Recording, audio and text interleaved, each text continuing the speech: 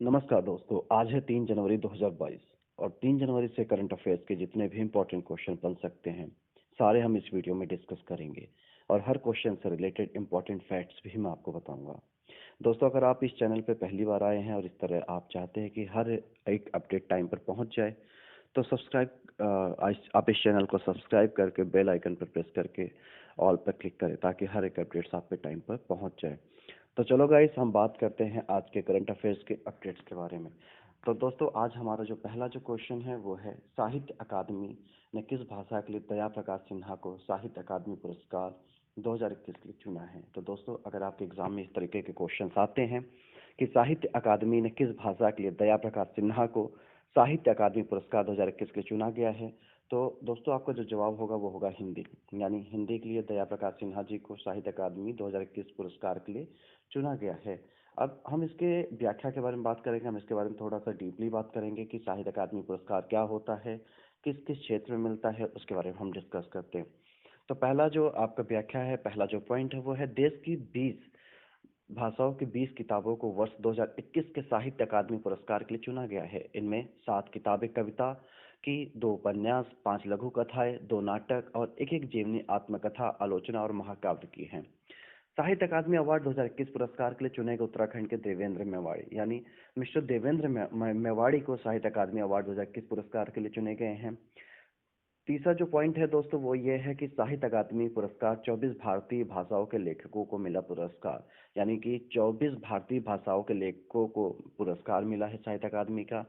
अगर हम दोस्तों अगले क्वेश्चन की तरफ चलें, हमारा जो अगला क्वेश्चन है वो है, केंद्र सरकार ने हाल ही में कितने राज्यों में विधानसभा चुनाव से पहले चुनावी बॉन्ड की 19वीं किस्त जारी करने को मंजूरी दे दी है।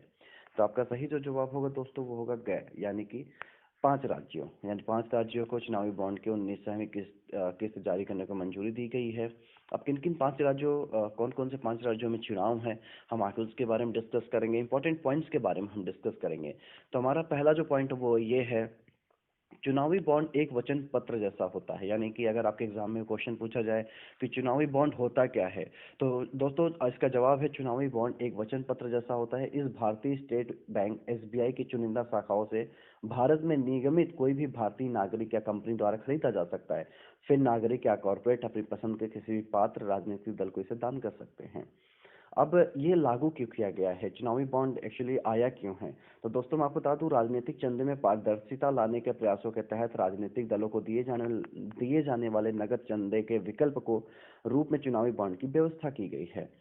तीसरा जो पॉइंट है, चुनावी बॉन्ड को वित्त विधेयक 2017 के साथ पेश किया गया था। 29 जनवरी 2018 को नरेंद्र मोदी के नेतृत्व वाली एनडीए सरकार ने चुनावी बॉन्ड योजना 2018 को अधिसूचित किया है। अभी मैं दोस्तों बात कर रहा था कि किन 5 राज्यों में चुनाव है। तो पहला जो राज्य उत्तर प्रदेश है, दूसरा उत्तराखंड है, तीसरा पंजाब है, चौथा हिमाचल प्रदेश और पांचवा गोवा है। यानी अगले साल 2022 में, यानी इसी साल 2022 में इन 5 राज्यों में चुनाव होने वाला है। बॉन्ड की 18वीं किस्त की बिक्री 110 सितंबर 2021 को हुई थी। यानी 110 सितंबर के बीच 2021 को बॉन्ड की 18वीं किस्त गई की बिक्री हुई थी। अब 19वीं किस्त की बिक्री होगी। ओके, तो दोस्तों चलो हम चलते हैं अगले क्वेश्चन के बारे में। हमारा अगला जो क्वेश्चन है, निम्न में से किसके मुताबिक वर्ष 2022 में भारत में लगभग 126 बाघों की मौत हुई है। यानी अगर हम बात करें कि निम्न में से किसके मुताबिक वर्ष 2022 में भारत में, एक्चुअली यहाँ पे गलत है, इसका जो क्वेश्चन होगा, निम्न में से किसके मुताबिक वर्ष 2021 में भारत में लगभग 126 बाघों की मौत हुई है। तो इसका जो सही जवाब है दोस्तों वो है राष्ट्रीय बाघ संरक्षण प्राधिकरण। तो अगर आप इसके बारे में आए कि मतलब 2021 में मतलब किसने रिपोर्ट सौंपा था, किसने रिपोर्ट दिया था कि 126 बाघों की मौत हुई है, तो आपका जवाब होगा राष्ट्रीय बाघ संरक्षण प्राधिकरण। इसके अंडर में ही बाघों का देख रेख होता है। इसके इंपॉर्टेंट फैक्ट्स के बारे में बात करेंगे दोस्तों, तो भारत में बाघों की घटती संख्या को बढ़ाने के लिए बाघ संरक्षण परियोजना 1973 में प्रारंभ की गई थी। इसका मुख्य उद्देश्य भारत में बाघों की जनसंख्या का स्तर बनाए रखना है, जिससे वैज्ञानिक सौंदर्यात्मक, सांस्कृतिक और पारिस्थितिक मूल्य बनाए रखा जा सके। प्राधिकरण का अध्यक्ष केंद्रीय पर्यावरण एवं वन एवं जलवायु परिवर्तन मंत्री होता है। दोस्तों, अगर आपके एग्जाम में क्वेश्चन आता है कि बाघों का संरक्षण कौन करता है, ठीक है, इसका अध्यक्ष कौन होता है, तो आपका जवाब होना चाहिए केंद्रीय पर्यावरण एवं वन एवं जलवायु परिवर्तन मंत्री होता है। आपका जवाब ये होगा। अभी किस बिहाफ पे है, किस रूल के अकॉर्डिंग है, तो वन्य जीव अधिनियम 1972 के तहत प्राधिकरण एक सांविधिक निकाय है। इसके बारे में बात करें, वन्य जीव अधिनियम 1972 के तहत प्राधिकरण एक सांविधिक निकाय है। अक्टूबर 2021 तक भारत में कुल 52 बाघ अभ्यारण्य है, यानी कि 52 जो जगह है जहां पे बाघ को रखा जाता है, उनकी देखरेख की जाती है। अक्टूबर 2021 तक का ये रिपोर्ट है। अब ये क्यों, मतलब ये क्यों किया गया है? भारत में जो बाघ की घटती संख्या है, इसे बढ़ाने के लिए क्या और उपाय किए गए हैं? तो इसका उपाय यह है कि स्मार्ट पेट्रोलिंग तथा बाघ निगरानी के लिए अनेक प्रोटोकॉल विकसित किए गए हैं। बाघों की सुरक्षा निगरानी के लिए रेडियो टेलीमेट्री को भी बढ़ावा दिया जा रहा है, जो कि बहुत अप्रिशिएट वर्क है, बहुत अप्रिशिएट करते हैं इस काम को। हम दोस्तों अगले क्वेश्चन की तरफ चलते हैं। हमारा जो अगला क्वेश्चन है वो है, प्रधानमंत्री नरेंद्र मोदी ने हाल ही में किस राज्य में 11,000 करोड़ रुपए की जल विद्युत परियोजना का उद्घाटन और शिलान्यास किया है? तो आपका सही जो जवाब होगा दोस्तों वो होगा हिमाचल प्रदेश। यानी हिमाचल प्रदेश को अभी प्रधानमंत्री नरेंद्र मोदी ने 11,000 करोड़ रुपए की जल विद्युत परियोजनाओं का उद्घाटन शिलान्यास के लिए दिया गया है। अब इसके इम्पोर्टेंट फैक्ट्स के बारे में बात करते हैं, इसके इम्पोर्टेंट नोट्स के बारे में बात करते हैं, पॉइंट के बारे में बात करते हैं। तो एक्चुअली ये है क्या, मतलब बेसिकली होता क्या है? तो पहला जो टॉपिक है वो है, ये है गिरते हुए या बहते हुए जल की गतिज ऊर्जा से जो विद्युत उत्पन्न की जाती है उसे जल विद्युत कहते हैं। यानी आपसे अगर क्वेश्चन पूछा जाए, कभी जीके में भी क्वेश्चन पूछा जाता है, किसी भी क्वेश्चन पूछा जाए कि जल विद्युत किसे कहते हैं, तो गिरते हुए या बहते हुए जल की गतिज ऊर्जा से जो विद्युत उत्पन्न की जाती है उसे जल विद्युत कहते हैं। सन 2005 में विश्व भर में लगभग 816 गीगावाट इलेक्ट्रिकल जल विद्युत उत्पन्न की जाती थी, जो कि विश्व की संपूर्ण विद्युत ऊर्जा का लगभग 20% है। यानी कि भारत में ये बहुत बड़ी उपलब्धि है कि पूरे वर्ल्ड के अगर 100% जल विद्युत की बात की जाए तो भारत अकेले ही 20% जल विद्युत ऊर्जा उत्पन्न करता है। यह बिजली प्रदूषण रहित है, यानी कि इस बिजली से प्रदूषण भी नहीं होता है। अगला जो पॉइंट है वो ये है दोस्तों, बिजली उत्पादन का अधिकांश हिस्सा 60% से अधिक कोयला और भूरा कोयला जिसे लिग्राइट कहा जाता है से पैदा होता है, जबकि जल विद्युत परियोजनाओं से लगभग 22% बिजली का उत्पादन होता है, जो कि बहुत बड़ी बात है। विश्व की सबसे बड़ी विद्युत परियोजना कौन सी है? चीन के हुबेई में 3 गोर्जियस डैम बिजली उत्पादन के मामले में दुनिया का सबसे बड़ा पन बिजली बांध बन गया है। विशाल सुविधा 22,500 मेगावाट के रूप में उत्पन्न कर सकती है। आपसे ये भी क्वेश्चन आ सकता है, इस क्वेश्चन को भी आप नोट कर लीजिए कि अगर आपसे एग्जाम में क्वेश्चन पूछा जाता है कि विश्व की सबसे बड़ी विद्युत परियोजना कौन सी है, तो आपका जवाब होगा कि चीन के हुबेई में 3 गोर्जियस डैम बिजली उत्पादन के मामले में दुनिया का सबसे बड़ा पन बिजली बांध बन गया है। आपका जवाब ये होना चाहिए, इसको नोट कर लीजिए, एग्जाम में क्वेश्चन आ सकता है। अगला जो पॉइंट है, अगला जो टॉपिक है वो है, जीवाश्म ईंधन आज मुख्य रूप से इस्तेमाल ऊर्जा के स्रोत हैं। भारत लगभग 286 अरब टन मार्च 2011 के अनुमानित भंडारण के साथ दुनिया में कोयले का तीसरा सबसे बड़ा उत्पादक है। कोयला देश के कुल ऊर्जा जरूरतों का 50% से अधिक की पूर्ति करता है। यानी अगर हम क्वेश्चन की बात करें, टॉपिक की बात करें, तो जीवाश्म ईंधन आज मुख्य रूप से इस्तेमाल ऊर्जा के स्रोत हैं।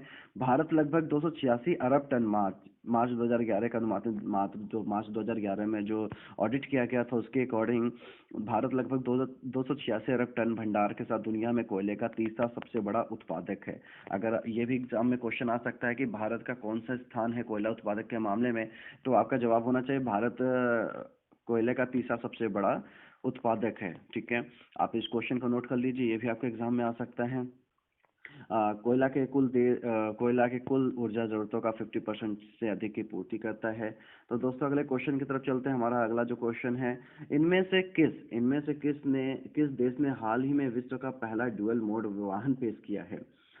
ये बहुत इंपॉर्टेंट क्वेश्चन है क्योंकि इंटरनेशनल लेवल की बात है। ठीक है, इसका जवाब होगा जो दोस्तों आपका जापान। यानी कि जापान ने पहला ड्यूअल मोड वाहन पेश किया है। ड्यूअल मोड वाहन क्या है दोस्तों, ठीक है, अगर आपको पता कमेंट सेक्शन में बताइए, आगे हम बताते हैं कि ड्यूअल मोड वाहन क्या है। तो देखो, ड्यूअल मोड वाहन की अगर हम बात करें तो डीजल से चलने वाले, बेसिकली डीजल से चलने वाले ये ड्यूअल मोड वाहन 21 यात्रियों के आसपास ले जा सकते हैं। यानी मैं आपको बता देता हूँ कि ड्यूअल मोड वाहन क्या होता है। ड्यूअल मोड वाहन जापान ने भी लॉन्च किया है कि ये आपके सड़क पे भी चल सकता है, रन कर सकता है, और साथ ही साथ ये अगर किसी परिस्थितियों में जरूरत पड़े तो ट्रेन की पटरियों पर भी दौड़ सकता है। तो चलो हम पॉइंट की बात करते हैं। डीजल से चलने वाले ड्यूअल मोड वाले वाहन 21 यात्रियों के आसपास ले जा सकते हैं और रेल की पटरियों पर 60 किमी प्रति घंटे की गति से चल सकते हैं। वहीं सार्वजनिक सड़कों पर लगभग 100 किलोमीटर प्रति घंटे की गति से चल सकते हैं। जैसा कि मैंने आपको पहले ही बताया कि दोनों जगह चल सकते हैं। अगर रेल की पटरियों पर चल रहे हैं तो 60 किलोमीटर यानी कि 60 किलोमीटर प्रति घंटे की गति से चल सकते हैं, और वहीं अगर सड़कों की बात करें तो लगभग 100 किलोमीटर प्रति घंटे के हिसाब से चल सकते हैं। अब दूसरा पॉइंट ये है कि यह अन्य रख रखाव लागतों को कम करने के अलावा ईंधन को 75% तक बचाने का भी दावा करता है। यानी कि अगर इसके रख रखाव के बारे में बात करें, इसके मेंटेनेंस के बारे में बात करें, तो बाकी लोगों के बाकी चीज़ों के अगर कंपेयर किया जाए तो ईंधन को 75% तक बचाने का भी दावा करता है। दुनिया का पहला dual mode vehicle DMV Japan में सार्वजनिक तौर पर शुरुआत करने के लिए पूरी तैयार है। यानी कि जापान में पूरी तरीके से तैयार हो चुका है अब इसे पब्लिश करने के लिए, पब्लिकली लाने के लिए। अगला जो पॉइंट वो ये है दोस्तों, डीएमवी पहियों के साथ पटरियों पर भी सामान आसानी से चल सकता है। जापान के तोकुशिमा प्रीफेक्चर में आसासाइड रेलवे कॉप द्वारा इसे विकसित किया गया है। तो ये क्वेश्चन आपके लिए इंपॉर्टेंट हो सकता है, क्योंकि कभी कभी करंट अफेयर्स में कुछ बहुत टफ क्वेश्चन पूछ जाते हैं कि बेसिकली जापान के कहाँ पे, किस रेलवे कॉप में बेसिकली ये इसे विकसित किया गया है। तो आपका जवाब होना चाहिए कि बेसिकली जापान के तोकुशिमा प्रीफेक्चर के आसा साइड रेलवे कॉप द्वारा इसे विकसित किया गया है। ये आपके लिए इंपॉर्टेंट हो सकता है दोस्तों, इसे याद करके रखिए, ठीक है। द्वारा इसे विकसित किया गया है, साथ ही उसी ने उसका परीक्षण भी किया है, यानी उसी ने उसका परीक्षण भी किया है, ऑब्वियसली वही करेगा, ठीक है। तो दोस्तों ये आज के क्वेश्चंस रहे हैं, और बाकी आज के कुछ इंपॉर्टेंट क्वेश्चन जो कि आपके एग्जाम में आ सकते हैं उनके बारे में भी एक बार नज़र डाल लेते हैं। तो पहला जो क्वेश्चन है कि पहला जो आपके पॉइंट है वो ये है, प्रधानमंत्री मोदी पीएम किसान सम्मान निधि की 10वीं किस्त जारी करेंगे। यानी कि आपने, अगर आपके किसी ने नोटिस किया होगा कि अगर जन धन के अकॉर्डिंग आपका खाता खुला था, जो जिनका बीपीएल कार्ड बना हुआ है, राशन कार्ड बना हुआ है, उनको 1,000 रुपये 2,000 रुपये गवर्नमेंट की तरफ से हर महीने किस्त आता है, ठीक है। कभी कभी नहीं आता, कभी आ जाता है, वैसे मोस्टली लोगों के पास आता ही है, जैसा कि मैंने भी देखा है। तो इसमें पहला जो टॉपिक है वो ये है, आज के इंपॉर्टेंट महत्वपूर्ण क्वेश्चन बन सकते हैं, जिसमें प्रधानमंत्री मोदी, मतलब आज के दिन क्या क्या हुआ था। प्रधानमंत्री मोदी पीएम किसान सम्मान निधि की 10वीं किस्त जारी करेंगे। भारत का विदेशी मुद्रा भंडार $587 मिलियन यानी $587 मिलियन की कमी के साथ 635.08 अरब डॉलर पर पहुंच गया, यानी $635.8 अरब पर पहुंच गया है, जो कि ये कमी के साथ पहुंचा है, जो कि कम हो गया है।